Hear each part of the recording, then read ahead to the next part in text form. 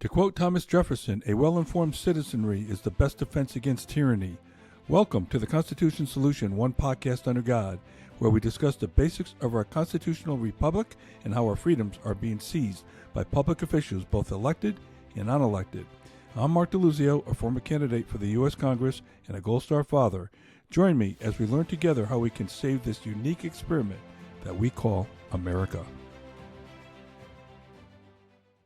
Hi, Mark DeLuzio for Constitution Solution, one podcast under God.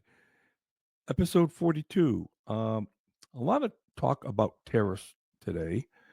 Right now we're recording this on March 4th, 2025. And, President Trump has made a lot of talk about tariffs. There's a lot of talk about how our tax dollars are being spent. There's a lot of talk about the income tax itself and whether or not we're getting ripped off as a people, which I think we probably would all agree we're overtaxed. And I'm going to go through that as well. But I want to talk about the history of taxation, specifically income taxation, the 16th Amendment, dispel some notions about the income tax because there's a lot of misinformation out there right now. And take you through a little bit of history and lead you through the 16th Amendment and where we are today. Because I think you're going to find that we as a people have been duped. Our founding fathers have put provisions into the U.S. Constitution that have been obliterated by the 16th Amendment. And I want to take you through a little bit of history and then walk you through kind of up to today as to where we are and what I think is going to happen. My prediction, anyway, with President Trump and what I think he's going to do with the income tax. Okay, so let's start by a little bit of a history. And let's talk about the history of the income tax. Now, this is a little bit of a timeline. We have had an income tax since 1962. I'm sorry, 1862. Abe Lincoln instituted an income tax to pay for the cost of the Civil War. That was 1862. It didn't just happen with the 16th Amendment. As a matter of fact, I think you could see by this that Congress had the right to tax our income a long time ago.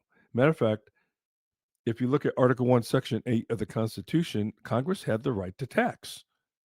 It said nothing about income or nothing about, whether or not you could or couldn't tax income. They always had that right. So in 1862, we had the first income tax. Okay. And by the way, 2 years later, this thing called the Bureau of Internal Revenue was created to manage all the collection of the taxes and things like that. Now, that was a precursor to the IRS that we know today, that we all love and know today, that started back in 1953. But this tax was repealed by Congress in 1872. Okay, so now we go back to no income tax. Now you ask yourself, well, what exactly were we doing for revenue back then?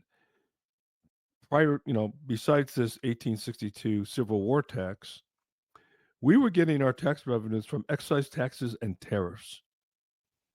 So now everybody's decrying tariffs and saying, "Oh my God, tariffs are going to kill the economy. We're going to pay for it and all this stuff."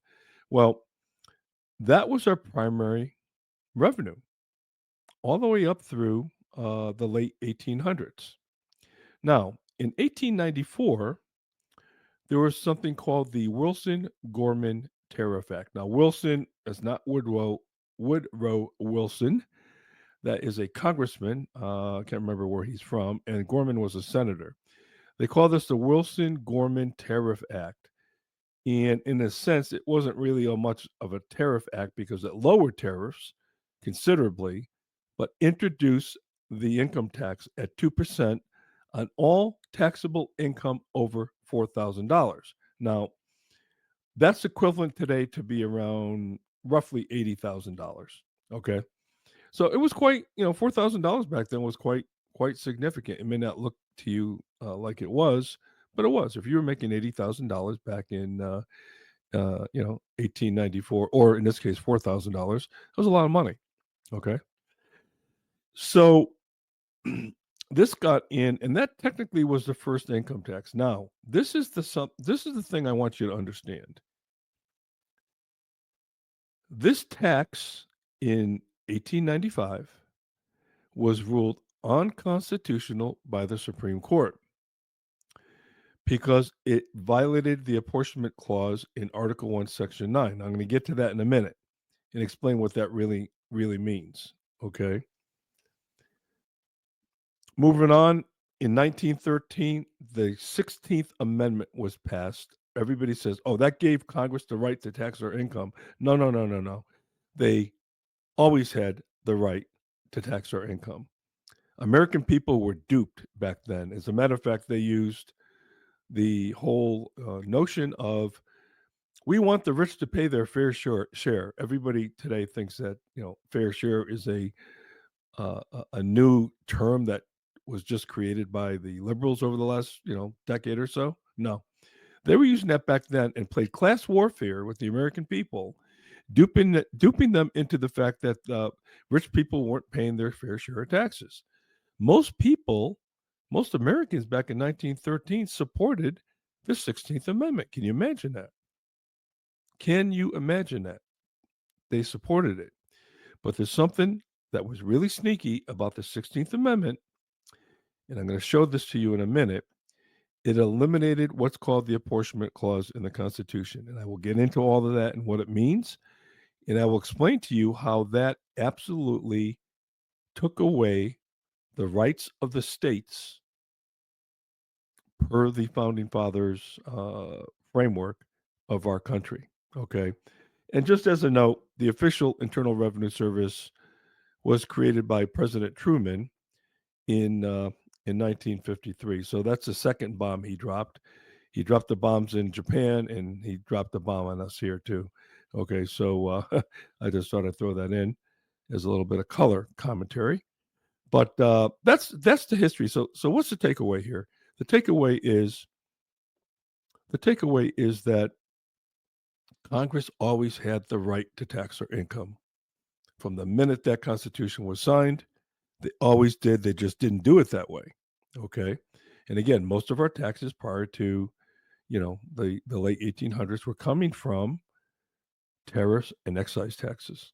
Keep that in mind because I'm going to ask you a question at the end of this to see what you think. Okay. So let's move on.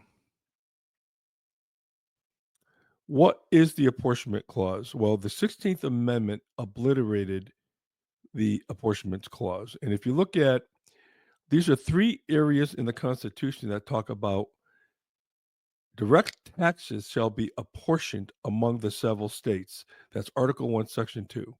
Section 8, duties, imposts, excise shall be uniform throughout the United States.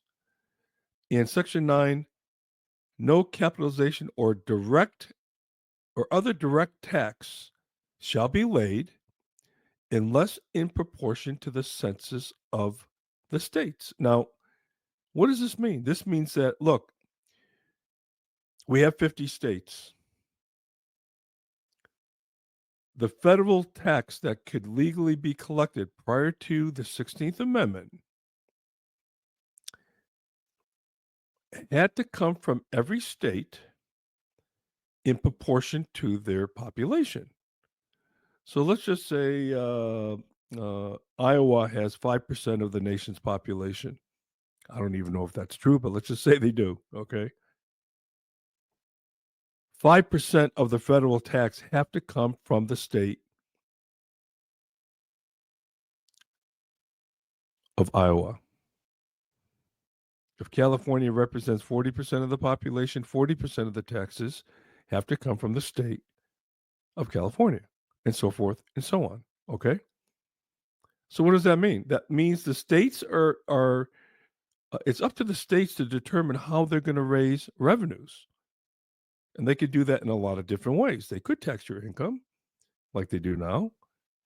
They could tax your property. They could do it through tariffs or excise taxes or any other kind of means they see constitutional to be able to raise the revenue to pay their fair share. Okay, when you really want to talk about fair share, we're talking about fair share relative to the population of the United States. Okay, but to pay their fair share to the federal government. So if you think about it, it's the states that were being taxed, not the people, not directly anyway, because direct taxation in this regard was illegal. Okay, so the states were going to pay the tax based on population. Sounds great. Not until you look at the 16th Amendment,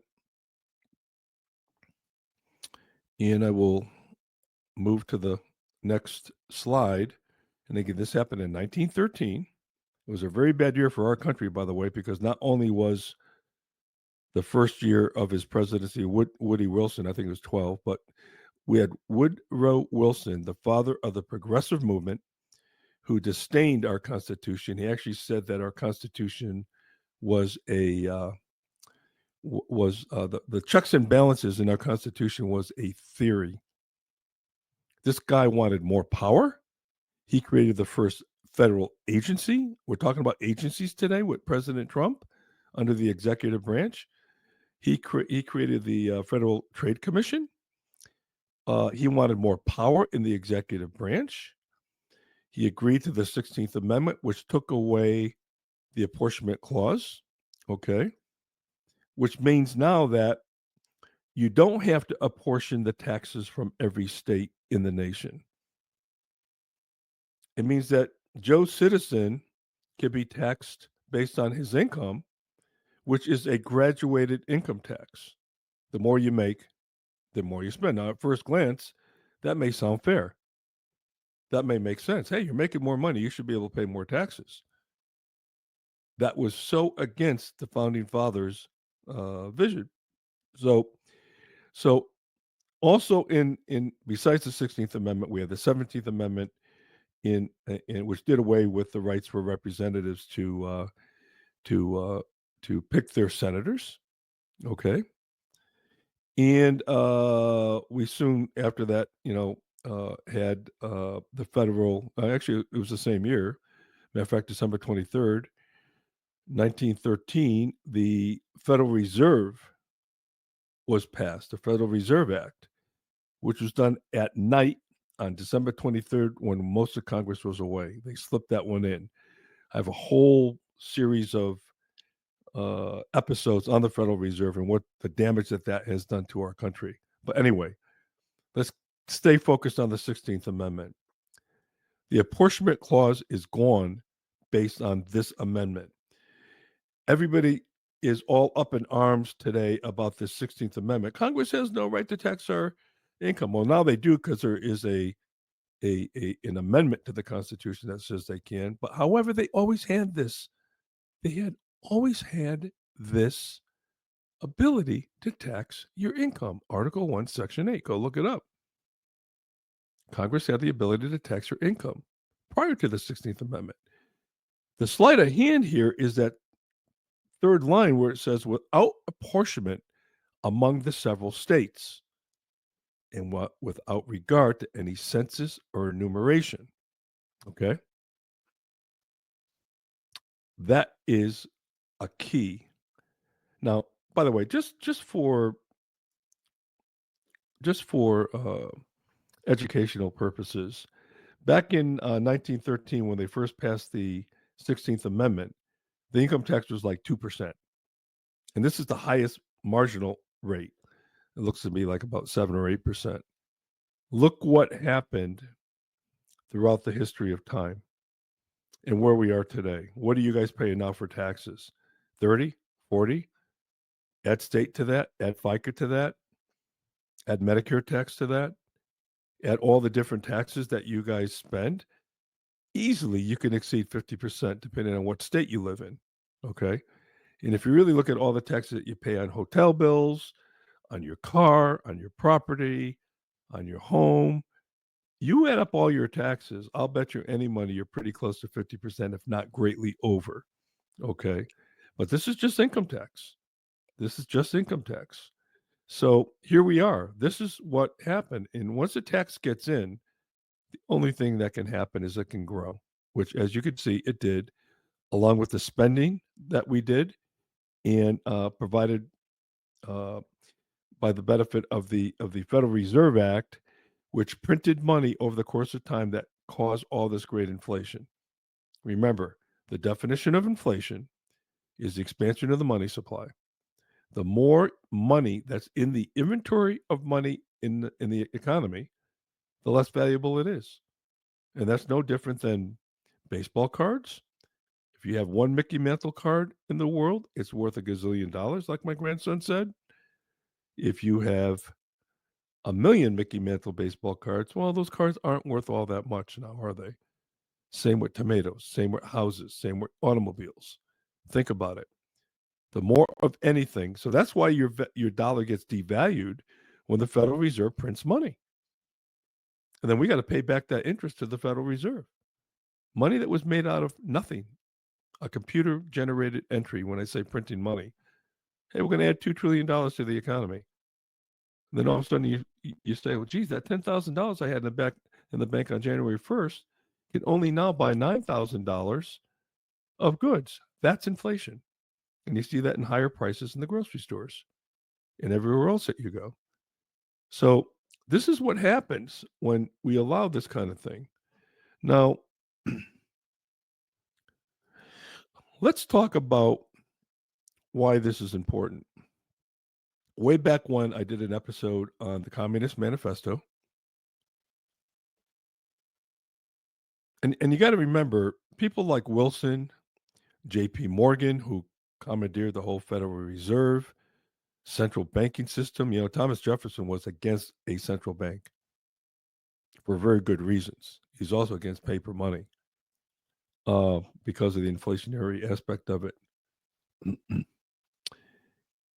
If you look at the the economy today and how these people like Wilson and many subsequent presidents since FDR, I got to argue almost all of them to some degree. Obama, Clinton, George Bush, and George W. Bush, his son. Okay. These people love power. Okay. And quite frankly, the Constitution got in their way. The checks and balances got in their way. So they created all these agencies. Congress ceded their rights to these agencies, and now these agencies can write regulations that have the power of law, which means that the executive branch now has, you know, law writing ability.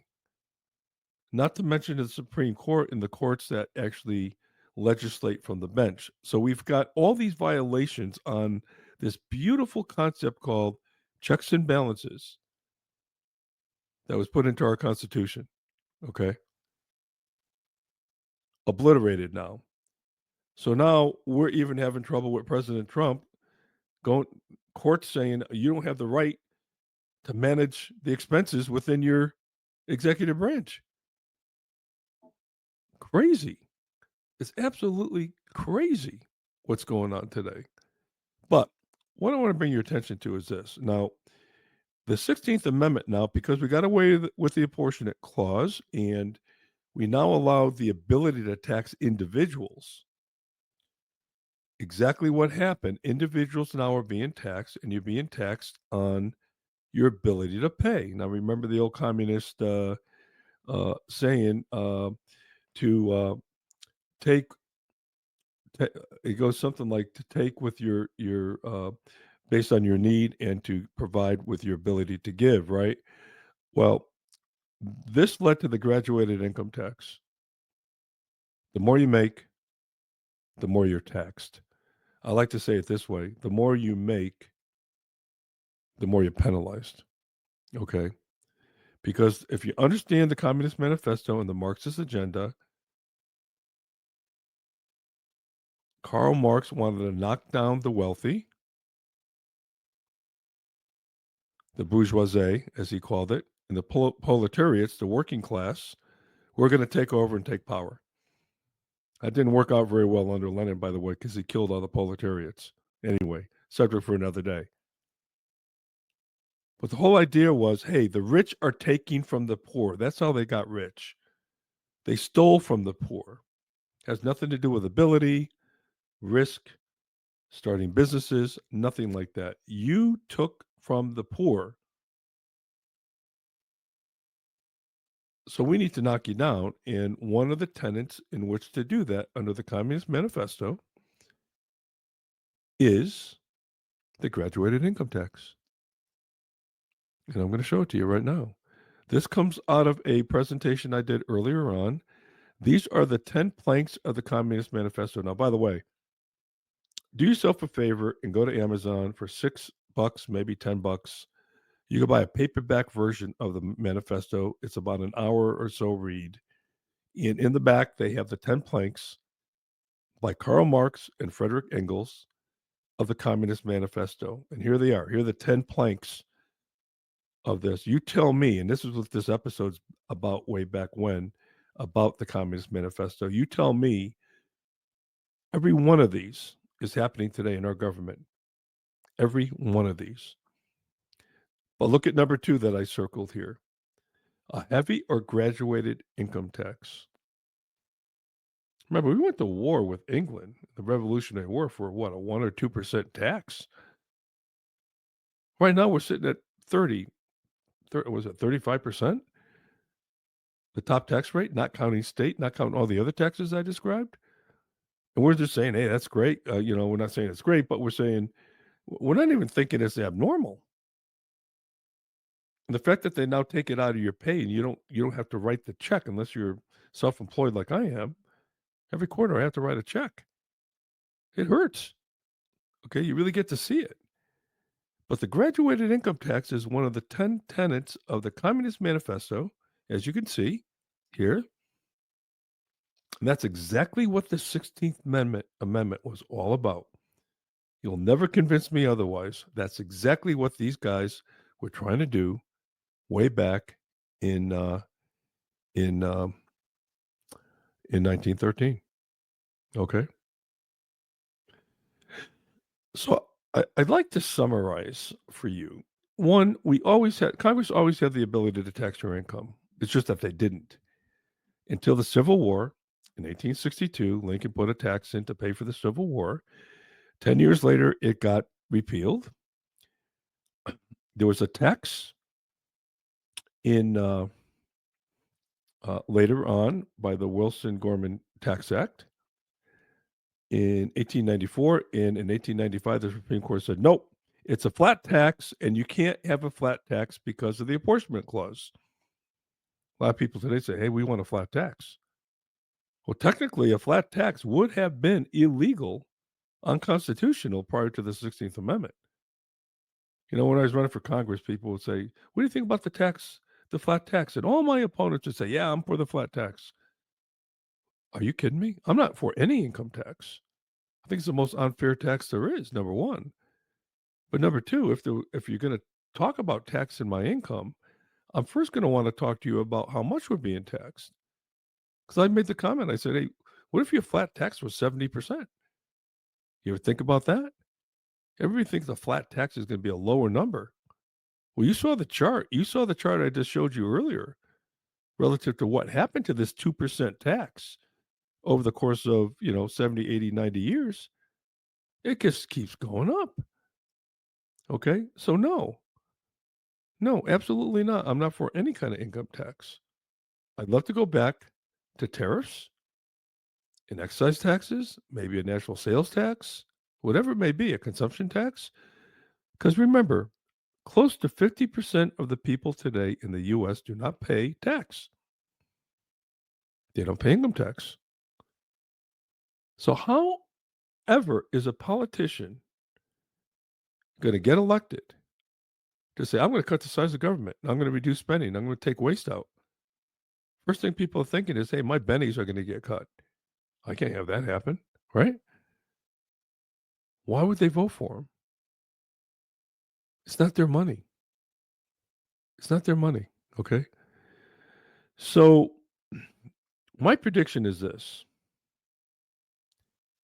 I predict that President Trump is going to make a pitch to eliminate the income tax, to eliminate the Internal Revenue Service. And by the way, these taxes are also on corporations. When I keep talking about income taxes as their personal taxes, okay, these taxes are also on corporations too. So the 16th Amendment applied there as well. All right. But anyway, I think President Trump is going to make a pitch to eliminate the income tax, eliminate the Internal Revenue Service, and derive our revenue from different sources, whether it be tariffs, excise taxes, um, whether it be a national sales tax, a consumption tax, I don't know what, a value added tax, which would be a lot more fair. Okay. A lot more fair. And if you think about the big cry against tariffs today, people say, we're going to have to pay higher prices because of tariffs. Not even thinking about the supply and demand curve that prices are going to even out. Okay. And they look at tariffs in a very isolated way. Whenever there's something going on in the economy, you've got to look at all the ramifications around it. Okay. So here's my question to you. Would you opt for an alternate type of tax like tariffs, sales tax, income, and eliminate the income tax altogether? If you're paying 40% or 30%, let's say, you mean to tell me that a tariff is going to cost you 30% more of your income on an annual basis because prices rose up? There's no way. There's absolutely no way because the taxes now are going to be spread out. I mean, ideally, I like to see the 16th Amendment appealed, but I am so afraid to invoke Article 5 of the Constitution and go to a convention of states where we open up the Constitution and end up with a document that's unrecognizable, whether it be gun rights, whether it be control of your language or your speech, your free speech, First Amendment rights, whether it violates further our states' rights. Uh, I am deathly afraid of Article 5. Okay. I would love to see I would love to see the 16th Amendment go away altogether and go back to the apportionment clause where the states are responsible for raising revenue to give to the federal government on some periodic basis, whether it be quarterly or whatever. Okay. And take the burden off the American citizen and let them flourish. The income tax has held us down for the longest time. It's not going to get better. I mean, geez, the last administration with Biden, he was talking about taxing unrealized capital gains. And a lot of people don't even understand what that means. Let me give you an easy example. You buy a house for $500,000, the market explodes and your house goes up to $600,000 in terms of market value. Even though you didn't sell your house, you have to come up with the taxes on that $100,000 appreciation. That's all paper. And now you're going to get into how do you value your property? By the way, your cars, your jewelry. Unrealized capital gains is what this guy wanted to do. That would have just killed the economy. Okay. I can't believe they're that stupid. I really believe that they are intentional about what they do. But where would you, let's just say your tax rate's 30% and your house does go up 100,000 in 1 year, which is not too unheard of, right? Where are you going to come up with the $30,000? Okay. Number one. Number two, what happens after you pay that 30,000? Your house declines back to 500 again. Are you going to get a credit back from the government? Good luck figuring that out. Lots of luck. Okay. So the income tax to me is unconstitutional for the following. Now, technically it's constitutional because we have an amendment. Okay, I got all that. But if you're an originalist with the Constitution, and go back to the framers of what the framers envisioned, this apportionment clause was not put in by accident. They knew exactly what they were doing. Okay, and this is before the Communist Manifesto. They knew how tyranny worked, and they knew that one way to bring down a nation was to bring it down economically. And by the way, we are in the midst of that right now, and that's happening as we speak. And there's one guy right now that I can see is trying to prevent this, and that's President Trump. But if you notice the backlash that he's getting, there's a lot of money to be made in tyranny. And the people that are pushing back about cutting the size of government are the people we should look at first. Okay? Because there's a lot of, behind the scenes transactions that are going on that are well below the surface of what you're seeing on the news. When they say, we just spent $2 million on gender studies in Ghana or something like that. There's a lot more transactions after that $2 million check was cut. Okay. Trust me on that. And I think that's what people are afraid of. And we as Americans need to understand exactly where our money's going. And if there is corruption, that corruption needs to be called to the table and prosecuted. See, the income tax is an unbelievable way to hide money, to manipulate voters, do all kinds of things. In all due respect, President Trump did it too. Hey, we're not going to tax tips for waitresses and waiters. Think about it. As much as I love President Trump, I didn't like that. I did not like that. I didn't like that he used the income tax code to do that. Okay. Now, most people who get tips in cash anyway don't report them. I got a problem with that. All right. But it's a subject for another day. But remember, there's nothing fair about the income tax. I remember taking my first tax course in college, and my professor said, why does somebody who's blind get an exemption? Back then, you get an exemption if you're blind, but somebody with no arms or no legs doesn't get an exemption. He said, you want to know why? Because the lobby for the blind is so strong in Congress, and there's all kinds of payoffs going on. That's why that's in there. Okay? So when you look at something that's really screwy when it comes to the tax code, don't for 1 minute think it was done with any kind of logic relative to what you would, deem as common sense. Follow the money. Okay. So I'm going to stop it here. Episode 42. I wanted you to understand the 16th Amendment. I hope my wishes do come true with President Trump. In fact, that he is going to